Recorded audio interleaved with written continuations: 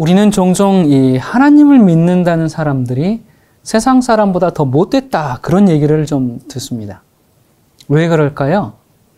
내가 하나님을 믿고 내가 하나님의 말씀에 순종하고 나는 뭔가 주님을 위해서 열심히 살기 때문에 이 정도면 괜찮다거나 나는 의인이 됐다는 그 생각을 하는 순간부터 우리의 신앙은 왜곡될 위험에 놓이게 됩니다.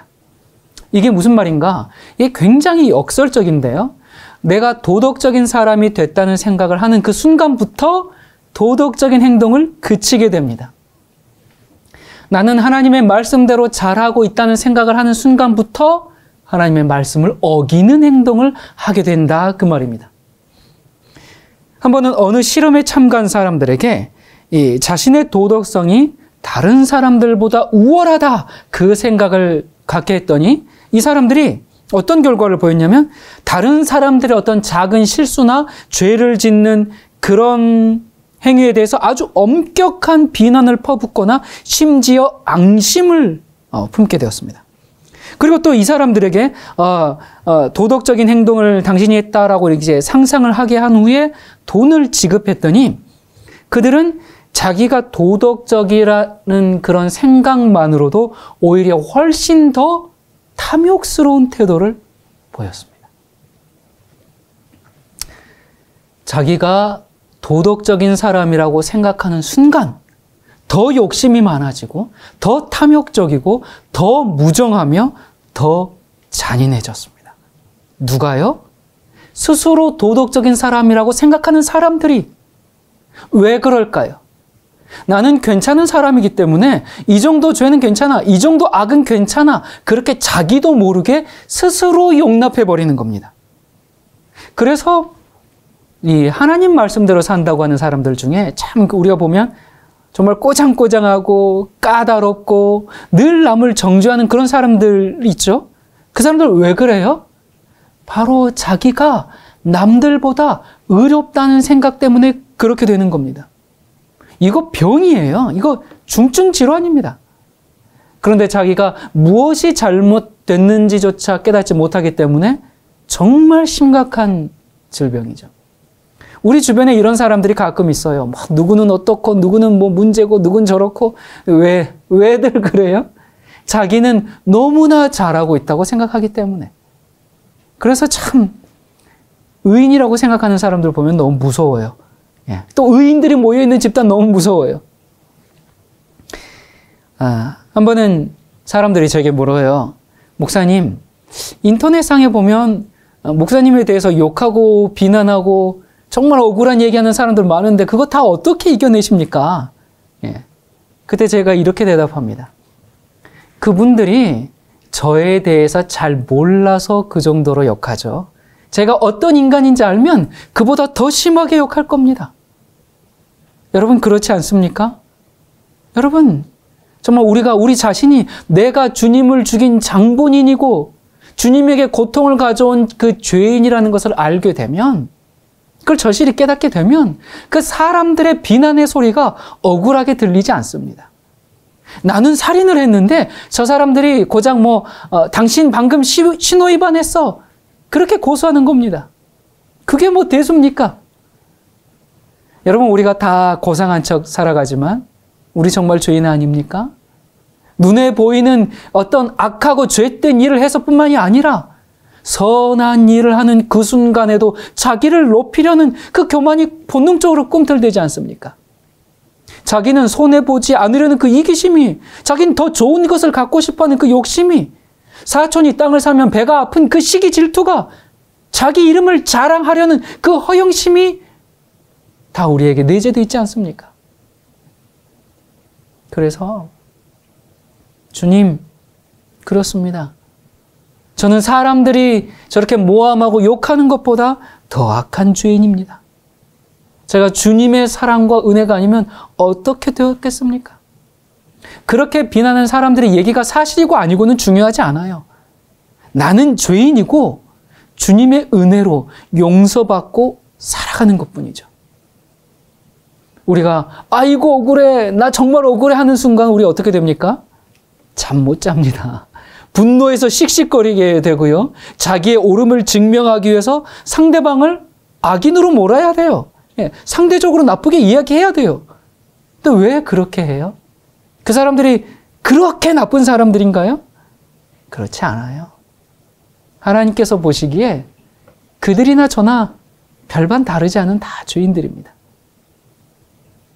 사람들이 아무리 뭐라 그래도 예, 맞습니다. 그렇습니다. 예, 제가 지금은 그렇게 하지 않았지만 언젠가는 그렇게 할 수 있는 죄인이죠. 이러면 됩니다.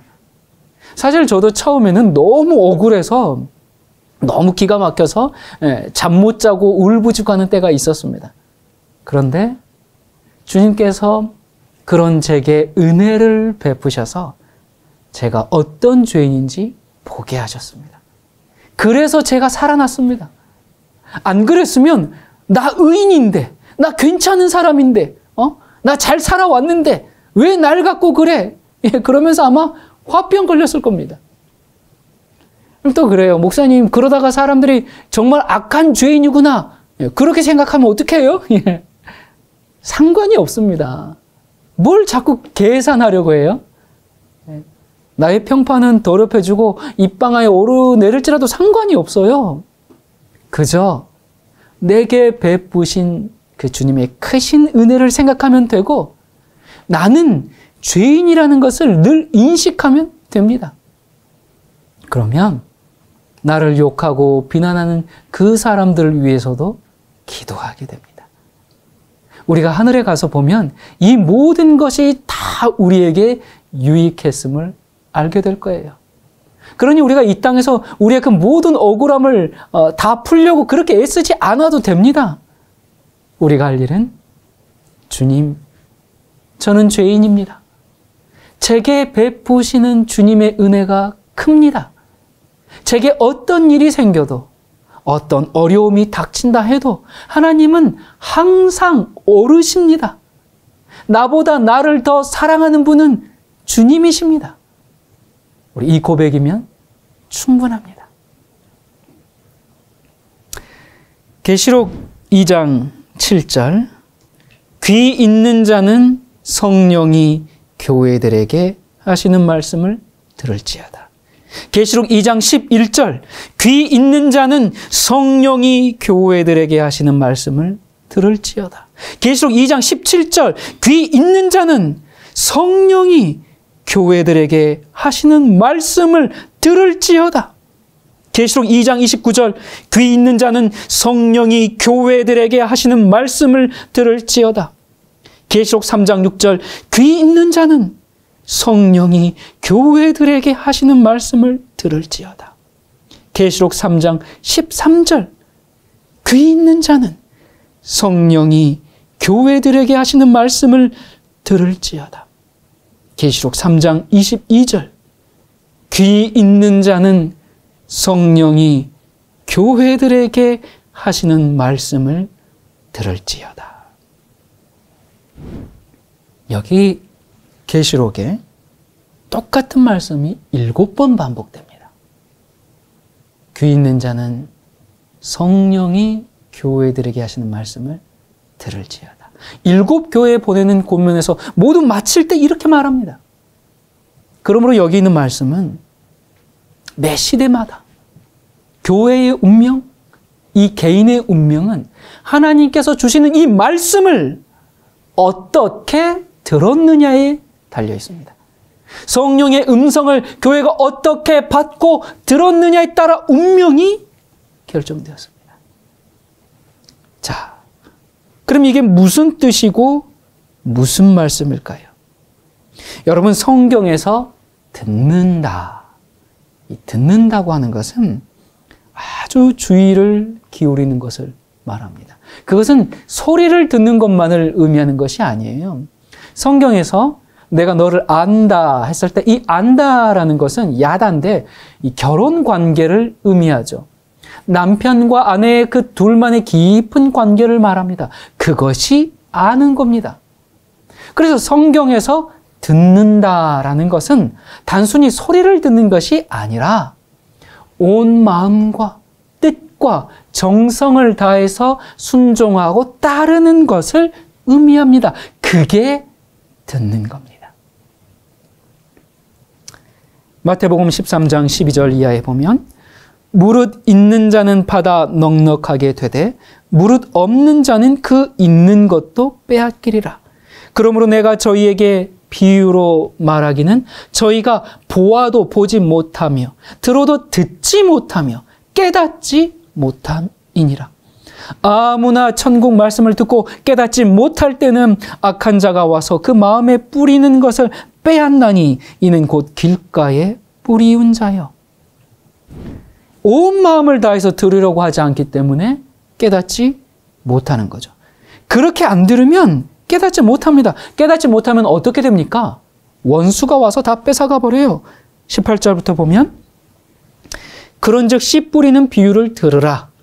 아무나 천국 말씀을 듣고 깨닫지 못할 때는 악한 자가 와서 그 마음에 뿌리는 것을 빼앗나니 이는 곧 길가에 뿌리운 자요. 돌밭에 뿌리웠다는 것은 말씀을 듣고 즉시 기쁨으로 받되 그 속에 뿌리가 없어 잠시 견디다가 말씀을 인하여 환난이나 핍박이 일어나는 때에는 곧 넘어지는 자요. 가시떨기에 뿌리웠다는 것은 말씀을 들으나 세상의 염려와 재리의 유혹에 말씀이 막혀 결실치 못하는 자요. 좋은 땅에 뿌리웠다는 것은 말씀을 듣고 깨닫는 자니. 우리의 운명, 우리의 미래는 우리가 하나님의 말씀을 듣는 데 달려 있습니다. 성령이 교회에 하시는 말씀을 들어야 합니다. 우리는 듣는 귀가 생겨야 합니다. 우리가 말씀을 들을 때 어떻게 듣느냐에 따라서 우리의 인생과 영생이 결정되는 겁니다. 여러분이 말씀을 듣고 나서 돌짝밭이 되든지 가시밭이 되든지 옥토가 되든지는 말씀을 듣고 순종하는 태도에 따라서 결과가 달라집니다. 마태복음 7장 24절부터요. 그러므로 누구든지 나의 이 말을 듣고 행하는 자는 그 집을 반석 위에 지은 지혜로운 사람 같으리니 비가 내리고 창수가 나고 바람이 불어 그 집에 부딪히되 무너지지 아니하나니 이는 주초를 반석 위에 놓은 연고요. 나의 이 말을 듣고 행치 아니하는 자는 그 집을 모래 위에 지은 어리석은 사람 같으리니. 말씀을 들은 다음에 순종하고 따르는 것이 듣는 겁니다. 그거 하지 않으면 그 듣는 게 아니에요. 듣고 순종하는 자가 반석 위에 집을 지었다 그랬어요. 그러므로 순종치 아니하는 믿음은 듣는 것이 아님을 우리 분명히 알 수가 있습니다. 성령이 교회에 하시는 말씀을 들을지어다. 우리의 삶에서 이 굴복과 순종의 역사가 이루어지지 않으면 말씀을 알고 듣는 것 그 자체는 아무것도 아닙니다. 복음에는 능력이 있거든요.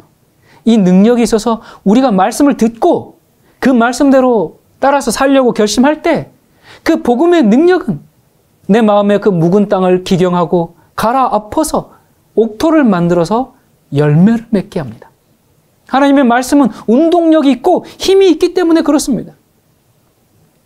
우리가 주님의 말씀을 듣고 깨달았으면 그대로 행해야 합니다. 내 마음에 내 양심에 그 소리가 들렸으면 그대로 행해야 합니다. 그것이 말씀을 듣는 거죠. 우리를 구원하시는 그 주님의 빛과 진리의 말씀을 듣고 주님 나를 구원하시려 이 말씀을 주시니 감사합니다. 제가 기쁜 마음으로 주님의 말씀을 순종하겠습니다 하면서 듣고 따라서 행하면 그 말씀은 우리에게 능력이 되고 그게 복음이 되고 그게 구원을 주는 겁니다. 그런데 듣기만 하고 행하지 않으면 점점 우리를 우둔하게 하고 양심을 마비시키죠. 그래서 이 바로의 마음이 그래서 강박해 된 겁니다. 여러분이 양심의 소리를 우리가 자꾸 거절하면 양심이 둔해져요. 양심이 점점 강팍해지고 더 이상 아무리 얘기해도 속이의 경읽기식으로 전혀 반응이 없는 모습을 우리가 보게 되죠. 이런 위험이 여러분과 저에게도 생길 수 있습니다. 그것은 내가 말씀을 듣고 어떻게 하느냐에 따라서, 나의 그 듣는 태도에 따라서 내 마음이 결정돼 버리는 거예요. 여러분, 우리가 이 바로에 대해서 너무나 잘 알죠. 출애굽기 4장 21절에 보니까 여호와께서 모세에게 이르시되 내가 애굽으로 돌아가거든 내가 내 손에 준 이적을 바로 앞에서 다 행하라. 그러나 내가 그의 마음을 강팍해 한즉 그가 백성을 놓지 아니하리니. 여기 보니까 이상한 말씀을 하세요. 바로의 마음을 강팍해 한 분이 누구라고요? 바로 자신이 아니라 하나님인 것처럼 그렇게 표현합니다. 자, 그런데 출애굽기 8장 15절에 보면 그 의미가 나오죠. 그러나 바로가 숨을 쉴 수 있게 됨을 보았을 때 그의 마음을 완강하게 하여 그들의 말을 듣지 아니하였으니 여호와께서 말씀하신 것과 같더라. 그러니까 무슨 말씀이에요? 하나님이 그의 마음을 완강하게 한 것이 아니라 바로가 자신의 마음을 완강하게 했어요. 그런데 결국에는 그렇게 된 게 하나님께서 그렇게 하신 거예요. 왜 그래요? 왜 하나님께서 그렇게 하신 거예요? 그 이유는 여러분이 똑같은 햇살이 비추는데 이 햇빛이 양초에 비추면 초가 녹지만 진흙에 비추면 어떻게 돼요? 돌처럼 굳어집니다. 똑같은 이치입니다. 빛이 똑같이 있어요. 근데 이 빛을 받는 존재에 따라서 정말 녹기도 하고 아니면 딱딱해지기도 하고, 진리를 듣고 성령의 말씀을 들을 때 그것을 받아들이고 거기에 녹아지면 그 진리로 구원받고 마음이 부드러워지는데, 그런데 저항하고 순종치 않고 또 듣지 아니하면 마음이 어떻게 돼요? 완악해지고 점점 딱딱해집니다. 자, 그러면 그 사람이 딱딱해지니까 그렇게 된다고 주님께서 진리를 아예 주지 않으실 수는 없지 않습니까? 그러나 받는 자가 듣지 않으면 그 빛으로 말미암아 마음이 딱딱해지고 완악해지죠. 그것이 바로 바로의 경험이었습니다. 열재앙이 진행되는 동안 계속된 빛을 거절함으로써 이 바로의 마음은 더욱 굳어졌죠. 그러다가 어떻게 됩니까? 마침내 장자의 죽은 모습에서 일시적으로 잘못을 인정하고 그의 불신과 또 고집이 꺾인 것처럼 보였는데 그때뿐이었어요. 그는 하나님의 뜻에 굴복하지 않기로 결심하고 마침내 홍해의 물에 휩쓸려 버릴 때까지 끝까지 그 외고집의 자기 길을 계속해서 달려갔어요. 여러분, 이 사건은 바로만의 이야기가 아니죠. 바로에게 일어났던 바로 그 일이 오늘날 빛을 듣기는 들어도 그 빛에 따라가기를 싫어하는 사람들에게도 동일하게 반복되면서 일어나고 있습니다. 빛을 받았는데, 성령의 음성을 들었는데 그렇게 행하기가 너무 어렵다고 여기는 거죠. 나는 죄인입니다. 나는 그 사람들보다 더 악한 죄인입니다. 나 같은 죄인을 구원하시는 하나님의 은혜 때문에 내가 삽니다. 그렇게 하면 하늘의 평안이 오는데 그걸 인정하려고 하지 않아요. 자존심이 그걸 허락하지 않아요. 억울함이 자기를 삼켜버려서 어떻게든 복수하려고 합니다. 마지막 시대를 사는 여러분, 우리의 인생에서 어떤 것이든지 우리가 진리의 빛을 듣지 않은 게 있으면 이 시간 회개하고 성령이 교회에 하시는 말씀을 듣도록 합시다. 그게 안 되기 때문에, 내가 듣지 않기 때문에 우리에게 변화가 없는 겁니다.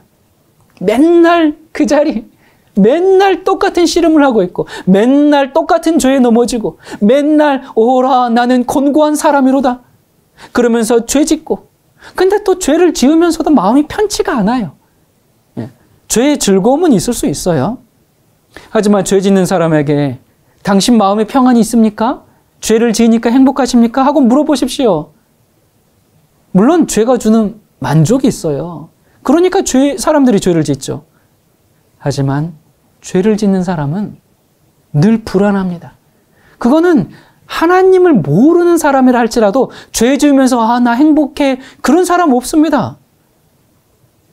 그리고 때로는 사실 죄가 무슨 만족과 즐거움을 주는 것 같지만 많은 경우에 이 즐거움과 만족 어떠한 기쁨도 느끼지 못하는 경우가 사실 많아요. 근데 왜 죄를 짓는가? 그저 그냥 자기 욕심에 끌려 죄를 짓는 거예요.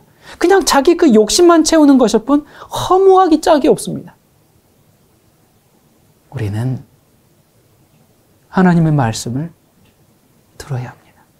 듣고 변화되어야 하죠. 내가 변화되지 않으면 우리 가정이 변화되지 않고요. 우리 듣도록 합시다.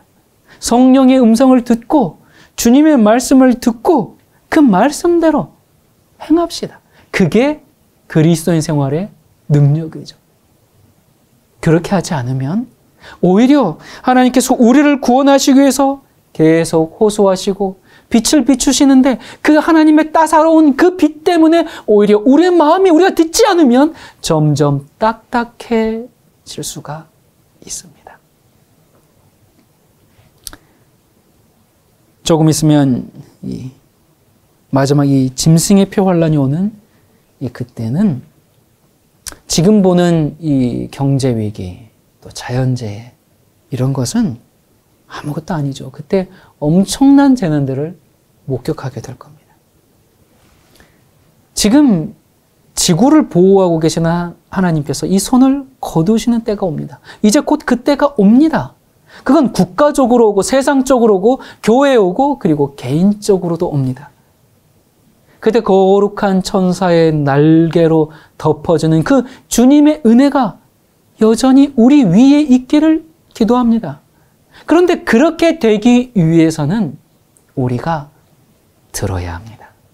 주님의 말씀을 듣고 행하고 순종해야 합니다. 성령이 교회에 하시는 말씀을 들을지어다. 광야에서 이스라엘 백성들이 불순종했을 때 하나님께서 보호의 손을 거두시자 불뱀이 나왔죠. 여러분, 광야에 불뱀 없었습니까? 아니요, 있었어요. 네, 하나님의 말씀에 순종하고 있는 한 하나님이 그들을 보호해 주셨으니까 그들이 불뱀에 안 물렸죠. 그러니까 하나님의 은혜입니다. 우리가 주님의 말씀에 순종하고 살아가면 하나님이 보호하십니다. 하지만 우리가 끝까지 불순종하면 보호의 날개를 거두십니다. 자, 그들이 어떻게 됐어요? 그들이 울부짖자 하나님께서 속히 모세에게 구리뱀을 만들어서 장대에 달라고 했죠. 그래서 사람들이 그 장대에 달린 뱀을 보고 치료되고 살았습니다. 예수님을 사랑하는 여러분, 우리의 완악하고 불순종하고 싶은 그 마음이 다시 변화되고 부드럽게 되기 위해서는 십자가에 달린 예수 그리스도를 바라봐야 합니다. 나 같은 죄인을 구원하기 위해서 주님께서 어떤 일을 하셨는지 그 구세주를 바라볼 때 우리의 그 딱딱하고 거칠고 비판적이고 그 완강한 마음이 녹아지고 다시 들을 수 있는 사람이 되는 겁니다. 역대상 10장 13절 이하에 보면 사울의 죽은 것은 여호와께 범죄하였습니다. 저가 여호와의 말씀을 지키지 아니하고 또 신접한 자에게 가르치기를 청하고 여호와께 묻지 아니하였으므로 여호와께서 저를 죽이시고 그 나라를 이새의 아들 다윗에게 돌리셨더라. 여기 보면 하나님께서 사울을 죽이셨다고 되어 있어요. 하나님이 죽이셨습니까? 아닙니다. 그 앞에 보면 10장 4절에 자기의 병기 가진 자에게 이르되 너는 칼을 빼어 나를 찌르라. 저 할례 없는 자가 와서 나를 욕되게 할까 두려워하노라. 그러나 그 병기 가진 자가 심히 두려워하여 즐겨 행치 아니하매 사울이 자기 칼을 취하고 그 위에 엎드러지니. 사울이 어떻게 했어요? 자살했어요. 하나님께서 죽이신 게 아닙니다. 그런데 하나님께서 죽이셨다. 그렇게 했어요. 왜요? 사실 그가 계속 불순종할 때도 계속 호소하시고 계속 보호해 주시는 그 주님의 손길이 이제 거두어졌습니다. 왜 거두어졌어요? 그가 더 이상 듣지 않으니까 거두신 겁니다. 마지막 때 이 세상에 내리는 그 칠재앙도 그렇습니다. 태양이 사람들을 태워 죽이고 물이 다 피가 되고, 생각해 보세요. 수돗물을 틀었는데 피가 나온다고 생각해 보십시오. 집안 곳곳이 피로 범벅이 되어 있습니다. 얼마나 끔찍합니까? 하나님께서 지금 바람을 붙잡으면서 보호해 주시기 때문에 아직까지 피가 되지 않은 겁니다. 보호의 손길을 접으시면 칠재앙이 내리죠. 하나님께서 사람이 구원받을 수 없다, 너는 멸망이다, 그런 선고를 내리시는 것이 아닙니다. 우리 앞에 어둠을 주시는 분이 아니에요. 주님은 빛을 주십니다. 생명을 주십니다. 그런데 사람들이 그 음성을 거절하죠. 일단 한 번 거절하면 두 번째는 그렇게 하기가 더 쉬워지죠. 세 번째는 그보다 더 쉬워지고, 네 번째는 훨씬 더 쉬워집니다. 그래서 결국 자기가 뿌린 그 죄의 씨앗의 결과를 거두어 드릴 때가 옵니다. 내가 맺은 그 열매의 추수 때가 가까이 오고 있습니다. 여러분, 무슨 열매를 맺었습니까? 사람이 무엇으로 심든지 다 그대로 거둔다고 했어요. 여러분, 지금 뭘 심고 있습니까? 돈을 심습니까? 욕심을 심고 정욕을 심고, 그러면 뭘 거둡니까? 파멸과 사망을 거두게 됩니다. 이 술을 마시면 감각이 흐려지죠. 사물이 흐리멍텅 그렇게 보입니다. 이렇게 해야 될지 저렇게 해야 될지 판단력이 흐려지죠. 현재 오늘을 살고 있는 우리의 모습이 술 취한 것처럼 흐리멍텅하게 살고 있지 않은지 한번 생각해 봐야 합니다. 죄가 좋아가지고 그냥 이 핑계 저 핑계 대면서 듣기는 들었는데 그냥 귓가에만 맴돌고 그냥 흘러버리는 그런 상태가 아닌지 우리가 생각해 봐야 합니다. 지금 내가 하고 있는 이 행동들은 그 다음 행동이 더 쉽고 자연스럽게 반복될 수 있도록 지금 길을 닦고 있는 겁니다. 우리는 의의 길을 닦고 있습니까? 죄의 길을 닦고 있습니까? 그래서 그 다음 어떤 행동이 나오려고 준비되고 있습니까? 여러분이 요즘 유튜브 세상이에요. 그래서 유튜브 세상이기 때문에 그리고 알고리즘으로 내가 어떤 것들을 보면 계속 관련한 것들이 계속 뜨지 않습니까? 자, 그렇다면 여러분들의 유튜브에는 그 다음 뭐가 계속 떠면서 다음 여러분들에게 계속 소개해주고 있습니까? 의로운 것, 선한 것, 거룩한 것들이 계속 여러분들에게 그 다음 하면서 알고리즘이 그렇게 여러분들에게 추천을 해주고 있습니까? 아니면 죄되고 악하고 그런 것들이 계속 추천해주고 있습니까? 우리가 지금 어떠한 나의 그 다음 행동을 지금 내가 쌓아가고 준비하고 있습니까? 여러분, 우리가 하나님을 적당하게 믿으면서 하나님의 말씀을 한쪽 귀로 듣고 한쪽 귀로 흘려버리면 그걸로 끝이 아니라 사탄이 우리를 지배하게 됩니다. 귀 있는 자는 성령이 교회들에게 하시는 말씀을 들을지어다. 들어야 합니다. 목사님, 저는 귀에 딱지가 생기도록 들었어요. 예. 문제는 귀에 딱지만 생겼지 이게 한 번도 마음속으로 파고 들어가지를 못했습니다. 아니, 어쩌면 마음속에 들어갔는데 이 세상 재물과 욕심과 세속적 욕망과 편리 때문에 이게 들어온 게 그냥 다시 내쫓아버리지는 않았습니까? 듣고 마음속까지 정말 어렵게 들어왔는데 그걸 다시 내보내버렸다면 점점 무슨 일이 생깁니까? 다음에 들을 때는 강도가 약해집니다. 그거 나 알아. 한때는 뭐 나도 그렇게 했어. 예. 그러면서 이제는 듣는 것을 주의 깊게 들으려고도 하지 않고, 그렇게 하면 어떻게 됩니까? 양심이 점점 무뎌지고 다음번에 아무리 강한 얘기를 들어도 순종할 힘이 없어지게 되죠. 물론 우리가 이 하루 기도하지 않고 말씀 읽지 않는다고 해서 구원이 왔다 갔다 하는 거 아니에요. 근데 오늘 기도하지 않고 말씀 읽지 않으면 내일은 양심의 저항을 별로 받지 않고 그것들을 생략할 수 있습니다. 그래서 그 다음 날도 자연스럽게 생략이 됩니다. 그 다음 날도 생략, 그냥 생략만 계속하면 다행인데 그 생략한 자리에 반드시 다른 것이 채워집니다. 여러분, 우리 스스로는 참 이 사탄의 이 지배를 벗어날 힘이 없어요. 성령의 거룩한 힘으로만 하나님의 뜻을 이룰 수가 있죠.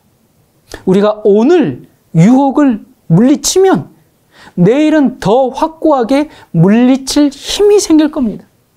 우리의 하루하루의 그 순종과 승리는 정말 영생을 위해서 뿌려지고 있는 씨앗들입니다. 그렇게 해서 열매를 맺고 있는 겁니다. 우리가 설교를 통해서 말씀을 들을 때, 또 내가 직접 말씀을 읽을 때, 이 말씀대로 살 힘을 얻기 위해서 성령의 도우심을 구하면서 깊은 주의를 가지고 말씀을 듣고 성경을 읽어야 합니다. 한 말씀 한 말씀 들을 때마다, 한 구절 한 구절 읽을 때마다 하나님의 사상이 내 사상이 되도록 간절히 기도하면서 말씀을 듣고 이해하고 깨달을 수 있도록 간구하면서, 그렇게 내게 들어온 이 하나님의 말씀은 내 인격을 형성하고 나를 예수님의 제자가 되게 만들어줍니다. 우리가 그렇게 주님의 말씀을 들음으로써 우리는 내가 가지고 있는 그 능력 이상의 힘을 얻게 되는 거죠. 나는 도저히 그렇게 할 수 없었는데 성령의 역사를 맛보게 됩니다. 미움과 증오가 사랑과 용서로 바뀌고, 세상을 사랑함이 하늘을 소망하는 마음으로, 악하고 음란함이 선하고 성결함으로, 다 잃고 쫄딱 망한 자리에서도 하나님을 신뢰할 줄 알고 변화시키는 그 하나님의 은혜로 말미암아 새로운 피조물이 됩니다. 마음이 바뀌고 죄가 싫어지고 의를 사랑하게 되고 순종하기를 원하고 새로운 사람으로 변화됩니다. 새로운 생명을 얻게 됩니다. 하나님의 말씀이 힘의 원천이고 나의 생명의 양식임을 우리가 경험으로 알게 되죠. 이것이 바로 하나님의 입에서 나오는 모든 말씀으로 사는 겁니다. 이것이 곧 하늘에서 내려오는 떡을 먹는 겁니다. 이것이 성령이 교회에 하시는 말씀을 듣는 겁니다. 교회는 성령이 교회에 하시는 말씀을 들을지어다. 사실 지금까지 모든 교회, 모든 개인들은 이 하나님의 말씀을 어떻게 들었느냐에 따라서 그들의 운명이 결정되었습니다. 우리도 마찬가지입니다. 하나님의 말씀이 내 인생에서 어떤 영향을 미치고 있습니까? 너희는 성령이 교회에 하시는 말씀을 들을지어다. 이제 곧 주님이 이 땅에 임하십니다. 기도하겠습니다. 은혜로우신 하나님 아버지, 우리를 구원하시기 위해 끊임없이 들려주시는 주님의 음성을 참으로 감사드립니다. 그런데 주님께서 우리에게 들려주시는 말씀을 우리가 지금까지 어떻게 들었는지요? 너무나 중요해서 너무나 안타까워서 어떻게든 우리를 구원하시고자 성경에 반복적으로 말씀하고 계시는데 저희는 그만 너무 익숙해진 나머지 한 귀로 듣고 한 귀로 흘려버리지는 않았는지요. 아버지, 오늘 저희가 다시금 주님의 말씀을 듣기 위해 주님 앞으로 나왔습니다. 성령의 음성을 듣고 행하는 주님의 자녀로 삼아 주시옵소서. 거룩한 힘을 날마다 체험하며 사는 그리스도인이 되게 주시옵소서. 주님의 백성을 저 천국으로 데려가시기 위해 다시 오시는 예수 그리스도 이름으로 간절히 기도드립니다. 아멘.